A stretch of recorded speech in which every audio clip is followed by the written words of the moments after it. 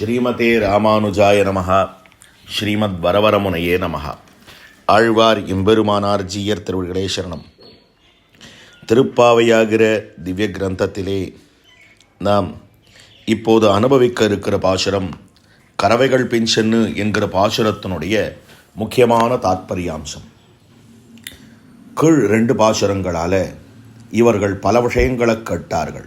பாஞ்சசன்னியம் போல்வன சங்கங்கள், சால பெரும்பறை, பல்லாண்டிசைப்பார், கோல விளக்கு, கொடி, விதானம் இவையெல்லாம் கேட்டார்கள். அதற்கு மேலே கூடார வெல்லும் சீர் என்கிற பாசுரத்தாலே சூடகம், தோள்வளை, தோடு, செவிப்பூ, பாடகம் என்கனைய பல்கலனும் யாமணிவோம் என்னார்கள். கண்ணன் பெருமான் இதெல்லாம் காதில் வாய்ண்டா. அவாகிட்ட கேட்குறான் கண்ணன் ஒரு கேள்வி. மஞ்சன கொட்டும் மேல் சங்கும் போத்தவும் புகழவும் பகல் வழக்கு பிடிக்கையும் கொடி எடுக்கையும் மேற்கட்டி கட்டுகையும் ஆபரணங்கள் பூங்கையும் உடுக்கை உடுக்கையும் அடுகு வளமெடுக்கையும் இவையெல்லாம் அதிசயித்த புண்ணியருடைய வாசியிரே. பெண்கள், நீங்கள் பறை வேணும்னு கேட்டீர்கள், பாஞ்சசன்னியம் வேணும்னு கேட்டீர்கள், பல்லாண்டு செய்ப்பார் வேணும்னு கேட்டீர்கள், கொடி வேணும்னு கேட்டீர்கள், மேற்கட்டி கட்டுவதற்காக விதானம் வேணும்னு கேட்டீர்கள், திருவாபரணங்கள் வேண்டும், சூடகம், தோள்வளை, தோடு, செவிப்பூ, பாடகம் என்கனைய பல்கலனும் யாமணிவோம் எண்ணீர்கள், உடுக்கை உடுக்க வேண்டும், ஆடை உடுப்போம் எண்ணீர்கள், பால் சோறு வேணும் எண்ணீர்கள். இதெல்லாம் யாருக்கு கொடுக்கறதுன்னு உங்களுக்கு தெரியுமா? கொஞ்சமான வியவஸ்தை இருக்கா? உங்ககிட்ட என்ன கர்மயோகம் உண்டா?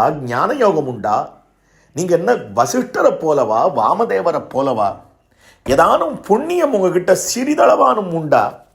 இது ஒன்றும் இல்லாமல் என்ன தைரியத்தில் இதெல்லாம் வேணும்னு கேட்கிறீர்கள் அப்படின்னு கண்ணன் சொன்னான். அதுக்கு தாய்வா பதில் சொல்றா, கண்ணா, எங்ககிட்ட கர்மயோகம் இல்லை, கறவைகள் பின் சென்று கானம் சேர்ந்துன்போம். சித்தோபாயத்தை கைக்கொள்ளும் அதிகாரிக்கு கைமுதல் இல்லை என்று சொல்ல வேணும். எங்ககிட்ட நிச்சயமாக ஒன்றும் இல்லை. நாங்கள் வசிஷ்டரை போலவோ வாமதேவரை போலவோ இல்லை ஜனகாதிகளை போலவோ கர்மஜான பக்திகள்லாம் எங்ககிட்ட இல்லை. நாங்கள் யார் தெரியுமா? கர்மயோகம் பண்ணுறதுக்கு முன்னால் வேதாத்தியனம் பண்ணணும். வேதாத்தியனம் பண்ணணும்னால் அதுக்கு அடிப்படையாக ஒரு ஆச்சாரியன் வேணும். எங்களுக்கு ஆச்சாரியர்கள் யார் தெரியுமா? பசுக்கள் தான். ஞானேனஹீனஹா பசுபிசமானஹான்னு சொல்லப்பட்டிருக்கு.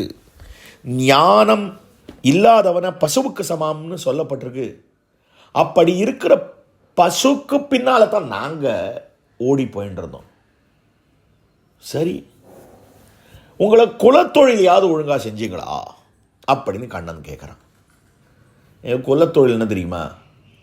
பசுவாக இருந்தாலும் எருதாக இருந்தாலும் இல்லை கன்றாக இருந்தாலும் அதை மேய்க்கணும். ஆனால் நாங்கள் எதுவும் பின்னால் போவோம் தெரியுமா? எருதை விட்டுடுவோம், கன்றை விட்டுடுவோம். எது கறக்குமோ, எது கறந்து பால் கொடுத்து பணம் கொடுக்கறதுக்கு வழி செய்யறதோ அது முன்னால் தான் போகிறோம். கறவைகள். சரி, கறவைகள் பின்ஷன்னு சொல்கிறீர்களே, நீங்கள் போகிற இடமாவது நல்ல திவிதேசமாக இருக்கான்னா? இல்லை, காட்டுக்கு போவோம் காணம். காட்டுக்கு போகிறேன் என்று சொல்லுகிறீர்கள். அந்த காடாவது நைமிஷாரண்யம், சம்பகாரண்யம், பிருந்தாரண்யம்னு புண்ணியமான காடாக இருக்கிறதா, சொந்த காடாக இருக்கா அப்படின்னா இல்லை. அது எங்கே போகிறதோ அந்த இடத்துக்கு தான் போவோமே வழி இதெல்லாம் எங்களுக்கு தெரியவே தெரியாது. சரி, ஆதாம பட்சம் சாப்பிட்றச்சே உட்கார்ந்துட்டு சாப்பிடணும்னு சொல்கிறது அதையாவது பண்ணுகிறீர்களான்னா சேர்ந்துன்போம். அதோட சேர்ந்து போவோம். அது பின்னாடி நடந்துட்டு போயிட்டே சாப்பிடுவோம். சரி, கர்மயோகம் தான் லவலேசமும் இல்லை, உங்களுடைய அனுஷ்டானம் தான் லவலேசமும் இல்லை. அடிப்படையாக அதை சம்பாதிச்சுக்கிறதுக்கான ஒரு ஞானமாவது உங்களிடத்தில் இருக்கா? மேலும் யோக்கியதை இல்லை, இதை சம்பாதிச்சுக்கிறதுக்கு எங்களுக்கு யோக்கியத்தையும் இல்லை அப்படின்றதான் அறிவொன்றும் இல்லாத ஆய்குலத்து என்கிறார்கள். எங்களிடத்துல இதை சம்பாதிச்சுக்கிறதுக்கு அடிப்படை யோக்கியதை இல்லை, ஞான யோகமும் இல்லை, அறிவில்லை, அறிவொன்றில்லை, அறிவொன்றுமில்லை. அறிவில்லை, கர்மயோகத்தால் உண்டான ஆத்ம சாட்சா்கார ஞானமில்லை, அறிவொன்றில்லை.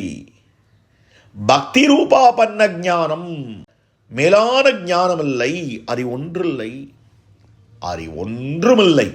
இது எல்லாத்தையும் சம்பாதிச்சுக்கிறதுக்கு அடிப்படை, இந்த ஞானமெல்லாம் பெறுவதற்கு அடிப்படை எது தெரியுமா? சரீரம் ஆத்மாவும் வேறு என்கிற அடிப்படை அறிவு. அந்த சரீர ஆத்ம விவேகம் கூட இல்லை, அறிவொன்றுமில்லை என்று தங்களுடைய நிகர்ஷானுசந்தானம் பண்ணினார்கள், தாழ்ச்சியை சொல்லிக் கொண்டார்கள். அப்போ உங்ககிட்ட என்ன புண்ணியம் இருக்கு? நீங்களே சொல்றீங்க, வசிஷ்டரை போலவோ வாமதேவரை போலவோ ஜனகாதிகளை போலவோ எங்ககிட்ட ஒரு புண்ணியமும் இல்லைன்னு. அதில் கொஞ்சம் கூட இல்லை. ஏதாவது கொஞ்சமாவது உங்களுக்கு மார்க்கு கொடுக்கலாம்னு பார்த்தா பூத கண்ணாடியை வச்சுட்டு தேடி பார்த்தா கூட ஒரு நன்மை கூட உங்ககிட்ட ஆப்பள்ளியே. நான் உங்களுக்கு என்ன செய்ய முடியும்? உங்ககிட்ட என்ன இருக்கு அப்படின்னு கண்ணன் கேட்குறான். கண்ணா, அவ புண்ணியம் பண்ணா புண்ணியம் பண்ணா புண்ணியம் பண்ணான்னு அடிச்சுக்கிறியே, என்ன பெருசா புண்ணியம் பண்ணிட்டா? அவ பண்ணின புண்ணியத்தினால உனக்கு கொஞ்சம் வெண்ணெய் கிடச்சிருக்குமா? உனக்கு கொஞ்சம் பால் கிடச்சிருக்குமா? உனக்கு கொஞ்சமான நெய் கிடச்சிருக்குமா?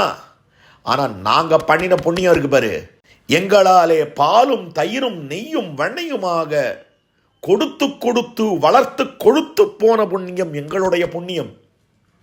அவ புண்ணியம் அவ முயற்சி பண்ணி வந்த புண்ணியம். எங்க புண்ணியம் நாங்கள் ஒரு முயற்சியும் பண்ணாமல் நாங்கள் இருக்கும் இடம் தேடி எங்களை தேடி வந்த புண்ணியம். நாங்க பரவதத்துக்கு போல இல்லைன்னா ஸ்வேதத்வீபவாசிகள் இருக்கு இப்போ சேவிக்கக்கூடிய திருப்பார்கடல் நாதனை தேடி நாங்க போல,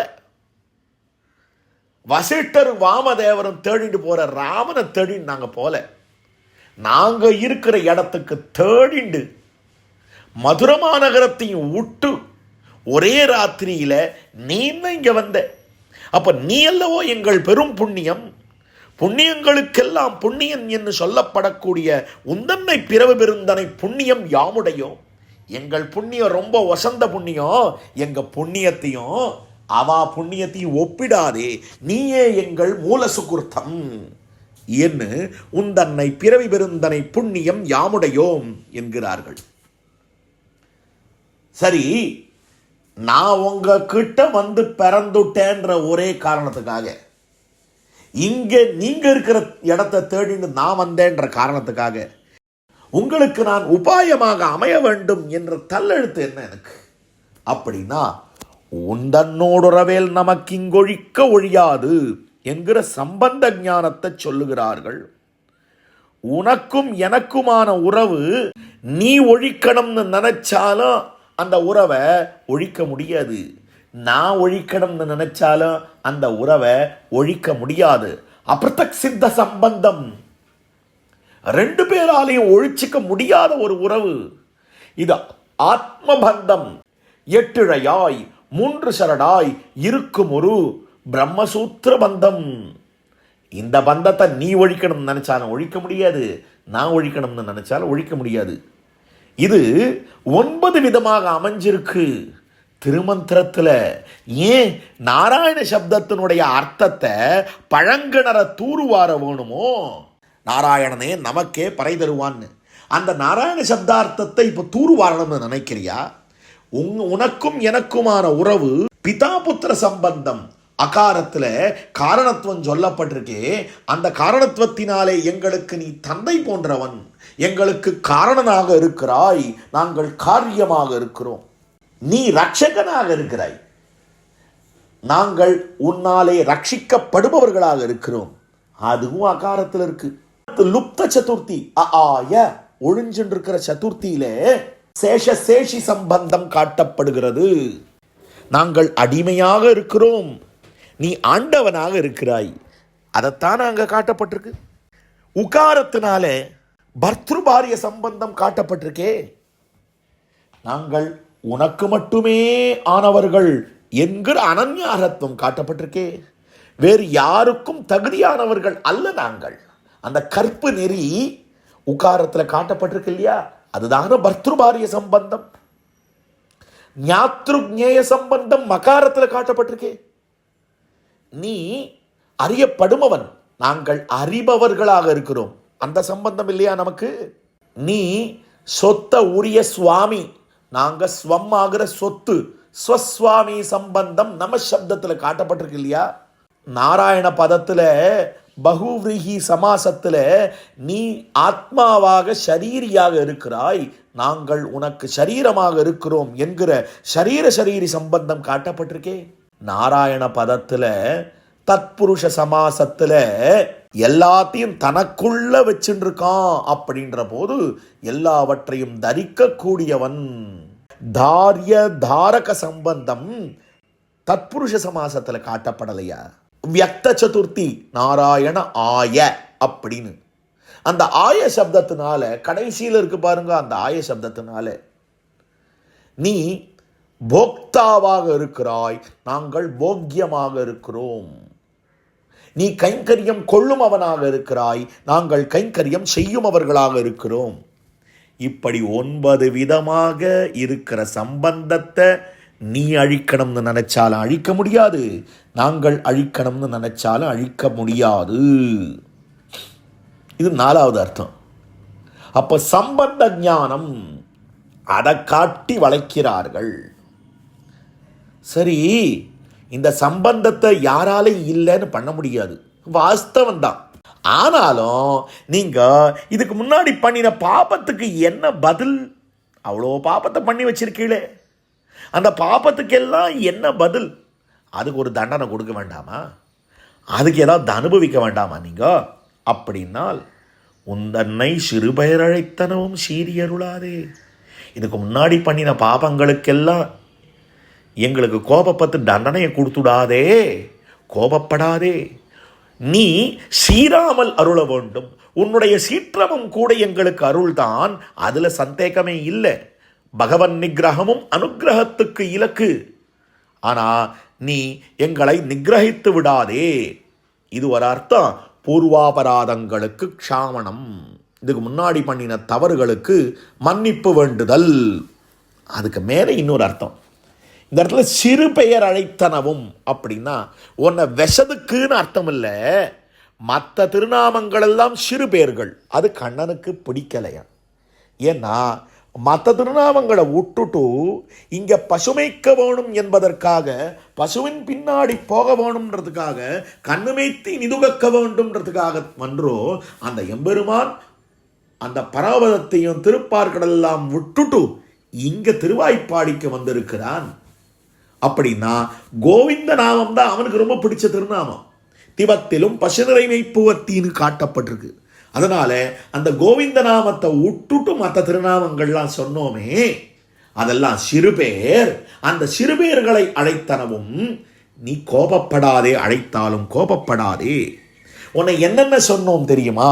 நாராயணான்னு சொன்னோம், பரமன்னு சொன்னோம், உத்தமன்னு சொன்னோம், ஊழி முதல்வன்னு சொன்னோம், பத்மநாபன்னு சொன்னோம், மாயன்னு சொன்னோம், வடமதுரை மைந்தன்னு சொன்னோம், யமுனை துறைவன்னு சொன்னோம், தாமோதரன்னு சொன்னோம், புள்ளரையன்னு சொன்னோம், வித்துன்னு சொன்னோம், ஹரின்னு சொன்னோம், நாராயணன்னு சொன்னோம், மூர்த்தின்னு சொன்னோம், கேசவன்னு சொன்னோம், தேவாதி தேவன்னு சொன்னோம், மாமாயன்னு சொன்னோம், மாதவன்னு சொன்னோம், வைகுந்தன்னு சொன்னோம், புண்ணியன்னு சொன்னோம், முகில்வண்ணன்னு சொன்னோம், மனத்துக்கினியான்னு சொன்னோம், கிள்ளிக்களைந்தான்னு சொன்னோம், தடக்கையன்னு சொன்னோம், பங்கையக்கண்ணான்னு சொன்னோம், மணிவண்ணன்னு சொன்னோம், உம்பர்கோமான்னு சொன்னோம், மலர்மார்பான்னு சொன்னோம், கலியேன்னு சொன்னோம், விமலான்னு சொன்னோம், ஊத்தமுடையாய்னு சொன்னோம், பெரியாய்னு சொன்னோம், சுடரேன்னு சொன்னோம், பூவை பூவண்ணான்னு சொன்னோம், நெடுமாலேன்னு சொன்னோம், மாலேன்னு சொன்னோம், ஆலிநிலையாய்னு சொன்னோம். இவையெல்லாம் சிறுபேர்கள். அப்ப எது பெரும்பேர் அப்படின்னா அவனுக்கு பிடித்த பேர் எது அப்படின்னு சொன்னா கோவிந்தா என்கிற திருநாமம். அப்படி குறையொன்னும் இல்லாத கோவிந்தனாக நீ இருக்கிற போது நாங்கள் இதெல்லாம் சொன்னது தப்புதான். உபாயபூதனான ஈஸ்வரன் பக்கலிலே பிராப்பியத்தை அபேட்சிக்கை. இறைவா, நீ தாராய் பறை. பகவானே, நீ எங்களுக்கு பறையக் கொடுக்க வேணும், பறையக் கொடுக்க வேணும் என்று பலனை கேட்கிறார்கள். ஆக இந்த 6 விஷயமும் அதிகாரம் என்று காட்டப்பட்டிருக்கின்றன. இந்த பாசுரத்தில் இன்னொரு முக்கியமான விஷயம் என்ன அப்படின்னால், அகம்னுடைய அர்த்தமும் துவாவினுடைய அர்த்தமும் 2 இடத்துல காட்டப்படுறது. அறிவொன்னும் இல்லாத ஆய்க்குலத்து துவா, குறையொன்னும் இல்லாத கோவிந்தா அகம். அறிவொன்னும் இல்லாத வாய்க்குலத்து, எங்க கிட்ட ஒண்ணுமே இல்லை, நீ குறையொன்னும் இல்லாத கோவிந்தன். எங்களுடைய அறிவின்மையை உந்தன் குறையின்மையாலே நிறைத்து விடு. அறிவின்மையாகிற பள்ளத்தை குறையின்மையாகிற மேட்டை கொண்டு நிரப்பிவிடு. நீ குறையொன்றும் இல்லாதவன், குறையில்லை, குறையொன்று இல்லை, குறையொன்றும் இல்லாத கோவிந்தன்.